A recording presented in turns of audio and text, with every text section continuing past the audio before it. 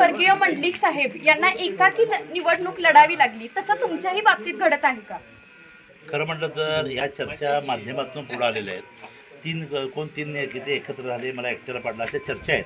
पण प्रत्यक्षामध्ये जर बघितलं तर फार मोठी जनतेची शक्ती माझ्या मागे आहे. कारण मी एकटा पडला असं मला वाटत नाही. आणि विशेषतः ही निवडणूक आहे विधानसभेची नाही, ही निवडणूक आहे लोकसभेची नाही, ही निवडणूक कार्यकर्त्यांची आहे. आणि या कार्यकर्त्यांच्या निवडणुकीमध्ये भरभरून अशा मोठ्या ताकदीनं लोक आम्हाला मदत करतात.